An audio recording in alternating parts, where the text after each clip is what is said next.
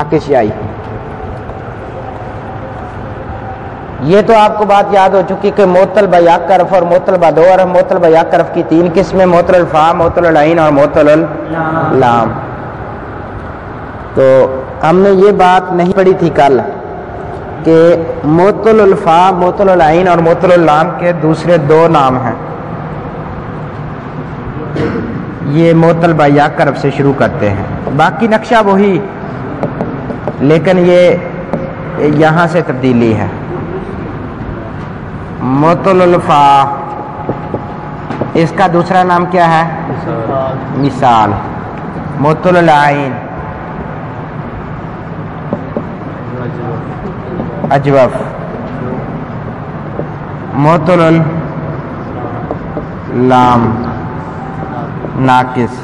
پھر ان میں سے ہر ایک واوی ہوگا یا یائی.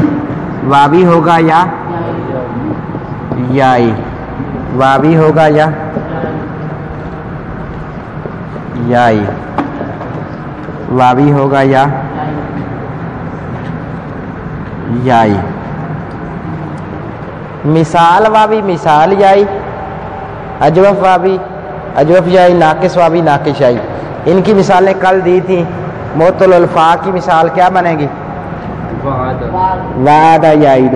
معطل العین کی قال یقول. معطل اللام کی رما یرمی. اب یہ مثالیں جو ہیں یہ صرف معطل الفا، معطل العین، معطل اللام، یا ایسے کہہ لیں مثال کی مثال وعدہ ہے، اجوف کی مثال کالا ہے، ناقص کی مثال رمایا ہے، رما. کیونکہ اس کے فا کلمہ میں حرف علت آ رہا ہے، اس کے عین کلمہ میں حرف علت آ رہا ہے، اس کے لام کلمہ میں حرف علت آ رہا ہے، اس کے لام کلمہ میں حرف علت آ رہا ہے. اب ان کے دوسرے نام مثال، اجوف اور ناقص ہیں. ان میں سے ہر ایک واوی ہوتا ہے یا یائی واوی ہوتا ہے، یا یائی واوی ہوتا ہے یا یائی. ان کی مثالیں ڈھونڈیں گے تو پھر یہ الگ الگ ہو جائیں گی. یہ اب مثال واوی کی مثال جس کے فا کلمہ میں حرف علت واو آ جائے، جس کے فا کلمہ میں حرف علت واو آ جائے وہ مثال واوی. جس کے فا کلمہ میں حرف علت یا آ جائے وہ مثال ہے یائی. وہ مثال ہے یائی. یائی کی مثال کیا بنے؟ یا سارا یائی سر. یا سارا یائی سیرو. مثالیں آپ نے دینی ہیں، میں نے تو ادھر لکھنی ہے صرف. اجوف واوی کی مثال جس کے عین کلمہ میں حرف علت واو آ جائے وہ اجوف واوی. جس کے عین کلمہ میں حرف علت یا آ جائے وہ کیا کہلائے گا؟ اجوف یائی. مثالیں دے. اجوف واوی کی مثال کالا. اجوف یائی کی مثال ہاں جی با یبیو. اسم بھی ہو سکتے ہیں، اسم بھی اور فعل بھی، اسم بھی اور فعل بھی. با یبیو اصل میں بایا یبیو تھے. تو یہ با، کل میں نے یہ قاعدہ بتا دیا تھا کہ جو بھی عین یا لام کلمہ میں الف آ جائے وہ واو یا یا سے بدلا ہوا ہوگا. جو بھی عین یا لام کلمہ میں حرف علت الف آ جائے تو وہ واو سے بدلا ہوا ہوگا یا سے. اور یہی وہ وجہ ہے جس کی بنا پر الفی نہیں لاتے. ناقص واوی بھی آتا ہے، ناقص یائی بھی آتا ہے، اجوف واوی بھی آتا ہے، اجوف یائی بھی آتا ہے، مثال واوی بھی آتا ہے، مثال یائی بھی آتا ہے. لیکن کبھی یہ سنا ہو مثال الفی، ناقص الفی، اجوف الفی؟ اس کے آنے کی یہی وجہ، نہ آنے کی یہی وجہ ہے کہ حرف علت تو 3 ہیں اور تعریف بھی ہم یہ کرتے ہیں معطل کی کہ جس کے حروف اصلیہ میں حرف علت آ جائے وہ معطل ہے. تعریف یہ کرنے کے باوجود ہم الف کو کیسے خارج کرتے ہیں اور واوی اور یائی کو تو شمار کر لیتے ہیں، الفی کو نہیں لاتے. الفی کو نہیں لاتے. وہ کہتے ہیں مثال کے اندر مثال الفی اس لیے نہیں لاتے، واوی اور یائی تو لے آتے ہیں، الفی نہیں لاتے. مثال واوی اور یائی لے آتے ہیں، الفی نہیں لاتے، اس لیے کہ الفی لائیں گے تو اجتماع بالساکن محال. اجتماع بالساکن محال. ایک یعنی کہ الف آ جائے نا، الف ہمیشہ ساکن باشد. یہ بات سنی ہے؟ الف ہمیشہ ساکن ہوتا ہے، الف ہمیشہ ساکن ہوتا ہے. اور کوئی کلمہ ایسا نہیں ہے جس سے ساکن سے ابتدا ہو جائے اور اس کو پڑھا جا سکے. ابتدا کے لیے کلمے کا متحرک ہونا ضروری ہوتا ہے.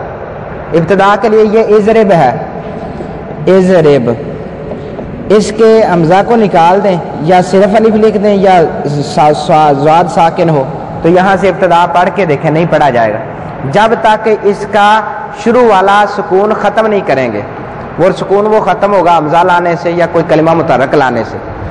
تو ہم جواب اس چیز کا دے رہے ہیں کہ مثال واوی اور یائی آتا ہے, مثال الفی کیوں نہیں آتا؟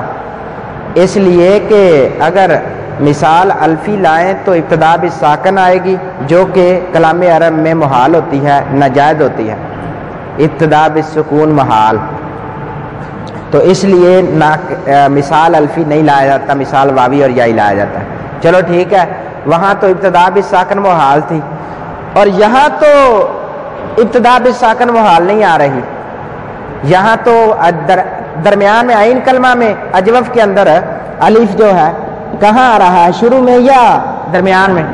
وہ والا اعتراض تو ختم ہو گیا شروع والا کہ ابتدا بھی ساکن محال تھی اس لیے مثال الفی نہیں لاتے, واوی یا یائی لے آتے ہیں. لیکن ادھر اجوف میں آ کر تو الف درمیان میں آ رہا, ادھر تو وہ اعتراض نہیں ہے. اعتراض باقی ہے نہیں ہے, لیکن اس سے بھی واوی اور یائی لاتے ہیں, الفی نہیں لاتے. ادھر وہی بات جو پہلے بتائی جا چکی ہے کہ عین کلمہ میں یا لام کلمہ میں جو بھی حرف علت آئے گا, حرف علت آئے گا, حرف علت الف آئے گا, وہ واو یا یا سے بدلا ہوا ہوگا. جب ہم پہلے ایک قاعدہ بنا چکے ہیں کہ جو بھی عین یا لام کلمہ میں حرف علت الف آئے گا وہ واو یا یا سے بدلا ہوا ہوگا. اب ہم یہ بھی بنانا شروع کر دیں اجوف الفی اور ناقص الفی تو پھر یہ التباس آئے گا کہ یہ الف جو آ رہا ہے درمیان میں یہ اصلی ہے یا واو یا سے بدلا ہوا, تو ہمارا سابقہ والا قاعدہ بھی غلط ہو جائے گا. اس لیے اس التباس سے بچنے کے لیے ہم نے اجوف الفی اور ناقص الفی بھی لانا چھوڑ دیا, بس ناقص واوی ناقص یائی, اجوف واوی اجوف یائی لاتے. دونوں باتوں کی سمجھ آ گئی؟ ارے رما ہے نا, رما ناقص الفی نہیں ہوتا, یہ ناقص واوی ہے یا یائی ہے. الف ہونے کے باوجود اس کی کنڈیشن تو ناقص الفی والی بنی ہوئی ہے کہ الف آخر میں آ رہا ہے, لیکن قاعدہ یہ پہلے بیان کر چکے ہیں کہ جو بھی عین کلمہ میں یا لام کلمہ میں حرف علت الف آ جائے گا وہ واو سے بدلا ہوا ہوگا یا یا سے, یہ بیان کر چکے ہم.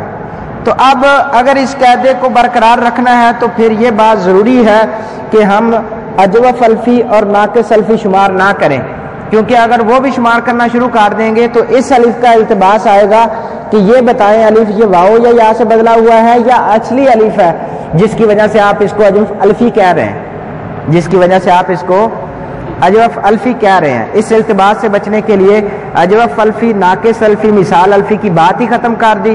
ہم صرف اسی قاعدے پہ برقرار ہے کہ جو بھی عین یا لام کلمہ میں حرف علت آئے گا وہ واو کا بدل ہوگا یا یا کا بدل ہوگا. تو ادھر الف آیا ہے عین کلمہ میں, یہ واو کا بدل ہے. ادھر لام کلمہ میں حرف علت آیا ہے, یہ یا کا بدل ہے. باء میں الف آیا ہے, یہ یا کا بدل ہے. ٹھیک ہے نا. اب یہ آسان بھی ہے اور سمجھ میں آنے والے بات بھی ہے, اس لیے ہم اپنے اسی پرانے قاعدے پہ برقرار رہتے ہیں اس کو ختم کرنے کی. تو کل ہمارا سبق پہنچا تھا مضاف کی بات تک. مضاف جب کلاس ختم ہو تو اس کو ایک مرتبہ پٹرول وغیرہ لگا کر بالکل صاف بھی کر دیا کریں. مضاف کی بات تک یہ مضاف ہے. مضاف کی دو قسمیں ہیں, ثلاثی رباعی. ثلاثی کی مثال مدہ, رباعی کی مثال زلزلہ. اب تعریفیں کیا ہے؟ مضاف کا معنی ہے دگنا کیا ہوا. مضاف کا کیا معنی ہے؟ میں نے کل یہ بات بتلائی تھی کہ جو لفظ ہوتا ہے اس لفظ میں اس کی تعریف ہوتی ہے. استاد ہم سے پوچھتا ہے تو ہم تعریف میں گھبرا جاتے ہیں, ہم اس لفظ پر غور کر لیں تو تعریف سمجھ میں آ جاتی ہے. ابھی بچے سے پوچھا تھا محموز کسے کہتے ہیں, وہ کہتا تھا جس کے رفع اصلیہ میں حرف علت آ جائے, کیونکہ اس نے میری بات کی طرف سوال کی طرف غور نہیں کیا.